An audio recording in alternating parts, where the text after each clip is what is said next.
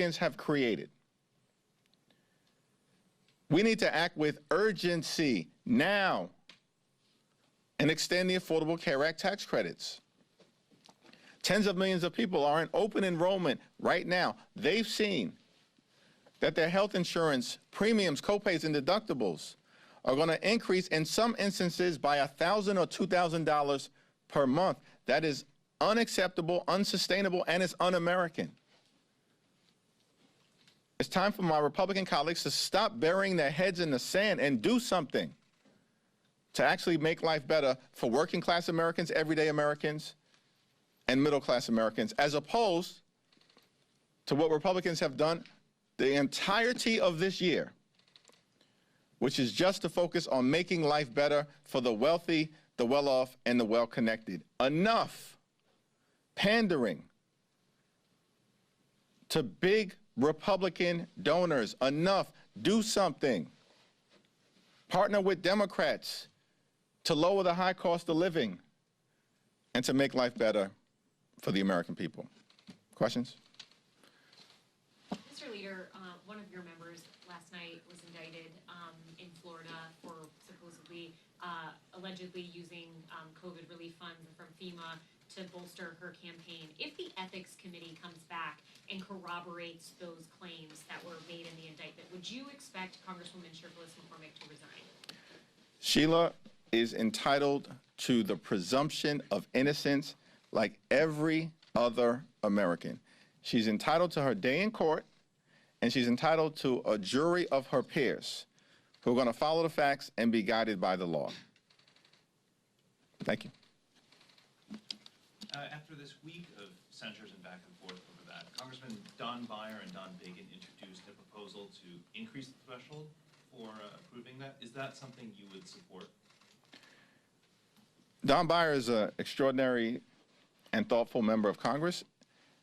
We haven't had the conversation about this issue, but I'm open-minded about what the possibilities are in terms of getting the Congress out of this repeated effort by Republicans to censure members, because these extremists in the House Republican Conference have nothing better to do.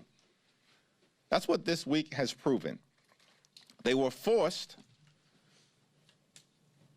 to vote on a bill to compel the Department of Justice to release the Epstein files, and they were reluctantly supportive after House Democrats partnering with a handful of House Republicans triggered an up or down vote through a discharge petition. Other than that vote, what have Republicans done to make life better or meet the needs of the American people in any way, shape, or form throughout this Congress? The answer is nada, nothing. They've done nothing. And so all their members do is cook up these unhinged censure resolutions, literally week after week after week. That's all they do, which is why they're deeply in trouble. Donald Trump's approval rating is like 38, 39% across the board, including from Fox News. And the American people know that Democrats are the party who actually care about addressing the affordability crisis, driving down the high cost of living, fixing our broken health care system, extending the Affordable Care Act tax credits, and actually standing up for working class Americans. Now that is decisively clear to the American people. We've seen that in the electoral results early this month, where Republicans were crushed, shellacked, beaten down all across America, with the common thread being their extremism and our emphasis on affordability. And now we've seen that the American people are ready to throw these House Republicans out of their majority. And it's incredible to me that despite where we are, after all the talk from Republicans that they somehow had earned some big historic mandate, can't find it, search committee has been sent out, no one can find it, it's been destroyed. That you would think Republicans would actually hear the American people in terms of their desire to work on issues that matter. And instead, we continue to see censure resolution after censure resolution after censure resolution, and they can't even succeed in censuring the people they're going after. Thank you, Mr. Leader. Are you at all concerned that the recent allegations against Democrats, such as communicating with a sex offender and embezzling FEMA funds, are going to harm the momentum that your party carried out of the elections earlier this month? We're going to continue to focus on the issues that matter for the American people. Affordability, lower the high cost of living, health care. We've got to fix our broken health care system, and that begins with renewing the Affordable Care Act tax credits, not allowing Republicans to destroy the Affordable Care Act. And we have to clean up corruption, which we are experiencing in real time. And we've got to deal with in the Congress, in the Supreme Court, and certainly with this administration, which is running the largest pay-to-play scheme in the history of the world. Here's the interesting thing about Donald Trump and the Republicans. They've done nothing to make life better for everyday Americans, nothing to fix our broken health care system, nothing to lower the high cost of living, but everything in the world possible to enrich themselves, their friends, and their families. That's corruption in real time, and the American people are rejecting it. Can you talk to me a little bit more about the broader Democratic affordability agenda? You talked about the ACA tax credits. If you had the majority right now, what would you do to lower inflation, which is notoriously difficult to handle? Well, we need to work in a variety of different areas, and of course the American people are most concerned about health care, housing, and grocery prices. And so in the next few weeks, and certainly in the early part of next year, we'll talk with a greater degree of specificity about some of the policies that we actually believe need to be implemented. But here's something that we can start with: getting rid of the Trump tariffs, which are costing the average American family thousands of dollars in additional expense per year. Get rid of the Trump tariffs. That's something that can be easily done. They should never have been put in place in the first place. It was an overreach by Donald Trump. It may get struck down by the Supreme Court, but the Congress should have never allowed it to happen, because Donald Trump doesn't have the unilateral authority to impose tariffs, but the Trump tariffs are crushing everyday Americans, and that's where we can actually start right now to make a difference in America, a country that's far too expensive, and ease some of the crushing burden that has been placed by Republican policies on everyday Americans. Thank you. Just to clarify on the censure motion, but prior to the vote on Mathis censure, it was the third time, I believe, that Eva Clark brought that censure resolution on Corey Mills. When you say unhinged censure resolutions, are you talking about Democratic brought censure resolutions? I am talking about Republicans who have spent all year trying to censure members of the House Democratic Caucus, and they did the same thing in the last Congress. They have no agenda. Republicans have complete control of government. They have the House, they have the Senate, they have the presidency. And yet all we see, because Mike Johnson has no control over the House Republican Conference. Nice guy, but zero control over the House Republican Conference. In fact, his own president, Donald Trump, says he's got two titles, Donald Trump, President and Speaker of the House. Man, you letting the president punk you like that publicly? So there's zero control that the deputy speaker has over, talking about Mike Johnson, deputy speaker, zero control that he has over the House Republican Conference. So they're running wild. And all they are doing, because they have zero policies to make life better for the American people, is to cook up censure resolutions. Week after week after week. And that process needs to be brought under control. Do I expect that Mike Johnson is going to do it? Of course not. However, if there's a bipartisan proposal led on our side by Don Beyer, a very thoughtful member, then perhaps that is something that's worthy of consideration. Mr. Leader, regardless of who is getting censured or not censured, these are two politicians from Florida, Mills and Shirley McCormick. You just said that she deserves her day in court and presumption of innocence. In the past, the DCCC and many Democrats have gone after Mills for his serious allegations. So how do you square the difference between those two with your messaging? What I'm suggesting is that anyone who has been indicted is entitled to the presumption of innocence. In fact, I was very clear about that when Donald Trump was indicted 4 different times in 4 different jurisdictions.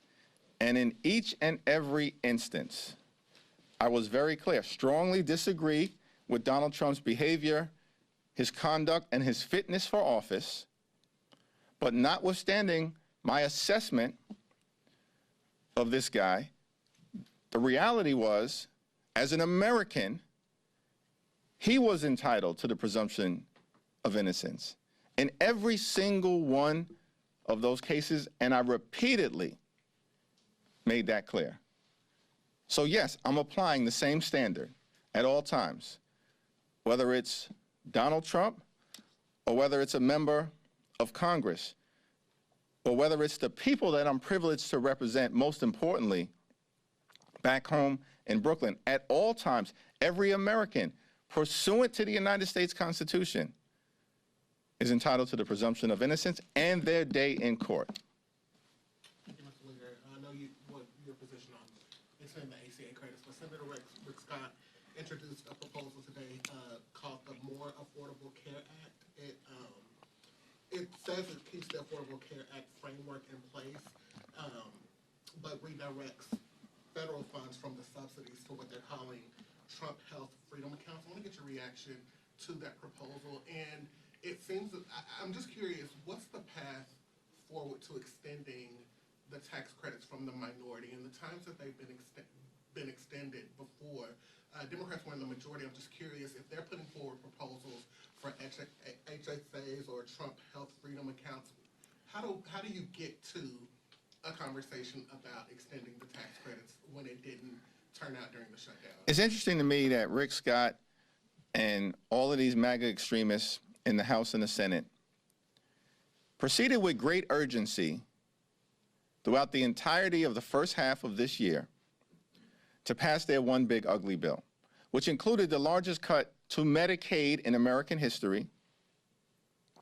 And by the way, I think Rick Scott has some history with Medicaid fraud in the state of Florida, so he's no expert on health care. We ain't going to be lectured by Rick Scott about anything, but certainly not affordable health care, given his track record. But they raced to enact the largest cut to Medicaid in American history, devastated communities all across America where you have hospitals, nursing homes, and community-based health centers closing in real time, including in rural parts of the country. In that same one big ugly bill, they ripped food away from hungry children, seniors, and veterans and enacted a $186 billion cut to SNAP, which also happens to be the largest cut to nutritional assistance in American history. And why did the extremists do all of this? So they could pass massive tax breaks for their billionaire donors, and they made those tax breaks permanent. So they spent the first 6 months of this year focused on subsidizing the lifestyles of the rich and shameless in their one big ugly bill, but can't be bothered to extend the Affordable Care Act tax credits. Even now, we're less than 45 days away from those tax credits expiring, and tens of millions of Americans, including in Florida, are about to see their premiums, copays, and deductibles skyrocket in ways that will make their health care unaffordable. So from our standpoint, this is not that complicated. We have a discharge petition. I believe it has north of 200 signatures on it. All we need is 3 or 4 Republicans to join us. And if they did so, we can discharge a bill that would extend the Affordable Care Act tax credits for 3 years. Everyday Americans, working class Americans, and middle class Americans deserve the same level of certainty that Republicans decided to provide to their billionaire donors when they enacted these massive tax breaks and then had the nerve to make those massive tax breaks permanent. But can't be bothered to extend the Affordable Care Act tax credits. Now, we're going to work closely with our Democratic colleagues in the Senate on the vote that is scheduled no later than the second week of December on a Democratic proposal related to extending the Affordable Care Act tax credits. And I expect that we're going to be in alignment. And at this point, Republicans just need to take yes for an answer. Say yes to your constituents who you're jamming up right now and who are about to suffer even more from the Republican health care crisis. After the blocking of the maps by the federal court in Texas, on the Texas maps, do you expect any change from any of the other states, like Virginia, in the strategy, or is it like full speed ahead? Our strategy is full speed ahead. We are not unilaterally disarming. We are not rolling over and playing dead. And we also have no interest in spiking the football. What we are doing is going to make sure that Donald Trump and Republican sycophants are unable to gerrymander the national congressional map in a way that will allow them to rig the midterm elections. We made that clear from the very beginning. And we are not going to take our foot off the gas pedal until we are certain that the American people are guaranteed a free and fair midterm election in November of 2026. Congressman Byron Baker said that the censure was broken in the House. Do you agree with that conclusion? And do you see a role for yourself and Speaker Johnson to work on kind of reining in the use of it, just given how many we saw this week and the rise in them in recent years? Republicans have broken the censure in the House of Representatives. It is broken. The extremists have broken it because they have no agenda, no vision, no plans, no legislation to make life better for the American people and address the affordability crisis that's crushing everyday Americans. And so they're obsessed with censures. But what did they not get from the results of them being destroyed across the country? The American people know, electorally, the American people know they have no agenda. Why are they doubling and tripling down on this extreme censure approach? It's getting them nowhere. And so we're trying to help them out. Don Byer's trying to help them out. Get out of your own way.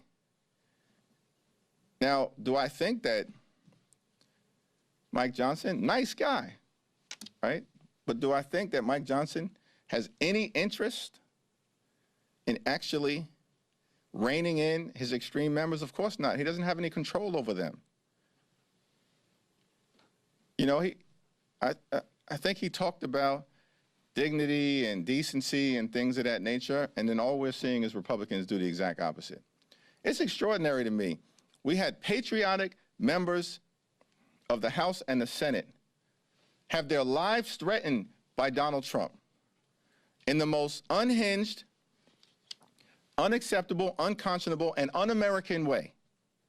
Disgusting and dangerous what Donald Trump has said in accusing patriotic members of Congress and the Senate who served this country well of treason and suggesting they should be killed. That's disgusting.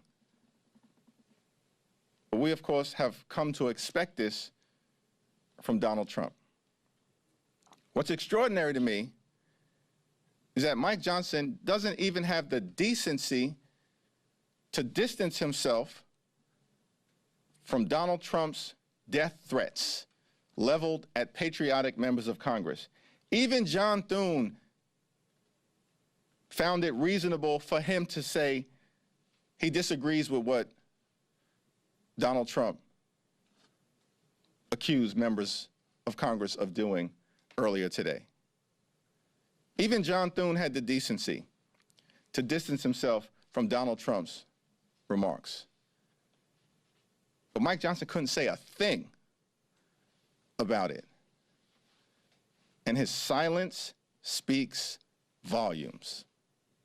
Thank you, everyone.